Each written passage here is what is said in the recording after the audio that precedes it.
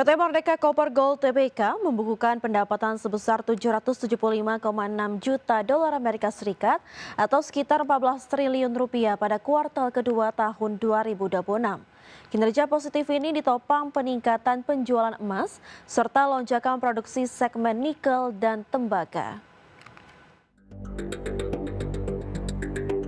PT Merdeka Copper Gold Tbk mengantongi pendapatan penjualan produk utama sebesar 775,6 juta dolar Amerika atau setara 14 triliun rupiah pada kuartal 2 tahun 2026. Perolehan emiten berkode MDKA ini didorong oleh peningkatan penjualan emas dan ekspansi bisnis nikel. Penjualan emas per perseroan mencapai 36.574 ons dengan nilai pendapatan tembus 165 juta dolar Amerika.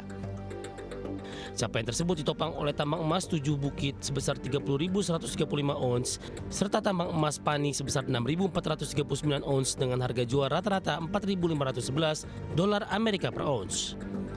Tambang emas 7 Bukit tetap menjadi tulang punggung operasional dengan volume penjualan emas melonjak 23% secara kuartalan. Sementara itu tambang emas Pani yang dikelola PT Merdeka Gold Resources Tbk mencatatkan lonjakan produksi menjadi 15.594 ons emas dan 29.796 ons perak. Di segmen nikel melalui PT Merdeka Battery Materials Tbk, produksi biji saprolit dan limonit melesat masing-masing 130% dan 87% secara tahunan. Selain itu penjualan high grade nickel matte turut meningkat 30% secara kuartalan menjadi 10.457 ton nikel. Di segmen tembaga, tambang Wetar berhasil memicu perbaikan margin dengan cost turun menjadi 2,27 dolar Amerika per ton. Presiden Direktur MDKA Albert Saputro menegaskan perseroan terus berfokus pada eksekusi disiplin dan tahap studi kelayakan proyek tembaga 7 Bukit. Perseroan optimistis mempertahankan panduan target produksi tahun 2026 dengan patokan produksi tambang emas Pani mencapai 100.000 hingga 115.000 ons emas. Kekuatan finansial perseroan didukung posisi kas yang solid sebesar 683 juta dolar Amerika serta fasilitas pinjaman yang belum ditarik senilai 252,6 juta dolar Amerika. Berbagai sumber ada Channel. Pemirsa, selanjutnya mari kita simak pergerakan IHSG setelah penutupan sesi pertama pada hari ini, di mana IHSG bergerak menguat di 0,57% ke level 6.270,15. Tadi pagi IHSG dibuka di level 6.254 dan sempat menyentuh titik tertinggi ke level 6.282. 381 saham menguat, 229 saham melemah dan 178 saham stagnan atau tidak bergerak. Dari top gainers pemirsa atau saham-saham yang mengalami pelemahan atau maksud kami penguatan tertinggi, antara lain ada Bull yang menguat di 6,54%, PRDL menguat di 17,42%, Kota mengalami penguatan di 1,97% dan MDKA menguat di 5,88%. Sementara itu dari top losers pemirsa atau saham-saham yang mengalami pelemahan terdalam, antara lain ada Bufa yang melemah di 2,56%, Bah melemah di 14,78%, Jelly melemah di 7,01% dan Mapa melemah di 2,22%. Dari pergerakan sektoral pemirsa, properti memimpin penguatan di 3,68%, transportasi dan logistik menguat di 1,58%, sementara consumer cyclical melemah di 0,52% dan kesehatan juga melemah di 0,42%. Ya, PT Pantai Indah Kapuk 2 Tbk meraup rekor laba bersih tertinggi sebesar 1,7 triliun rupiah di sepanjang semester pertama tahun 2026. Lonjakan laba hingga 484% ini didorong oleh akselerasi serah terima lahan di kawasan CBD PIK 2 serta produk hunian komersial. PT Pantai Indah Kapuk 2 Tbk mencatatkan rekor laba bersih tertinggi sepanjang sejarah perseroan pada semester pertama tahun 2026. Perseroan membukukan laba bersih sebesar 1,7 triliun rupiah.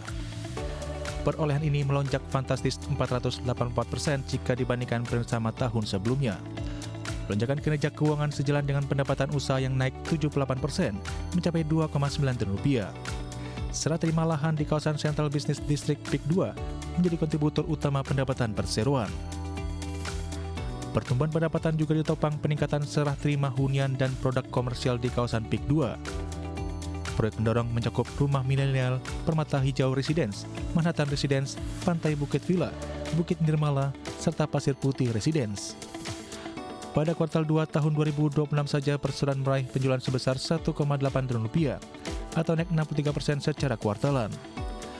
Hal tersebut menggerek laba bersih kuartal kedua tumbuh 89% menjadi 1,1 triliun rupiah. Presiden Direktur PANI Sugianto Kusuma menegaskan capaian ini menjadi bukti tingginya kepercayaan pasar terhadap perseroan. Dari sisi neraca fundamental keuangan perseroan tercermin dari posisi kas bersih sebesar 3,9 triliun rupiah. Total ekuitas perseroan juga meningkat 7% mencapai 33,7 triliun rupiah dibanding akhir tahun 2025.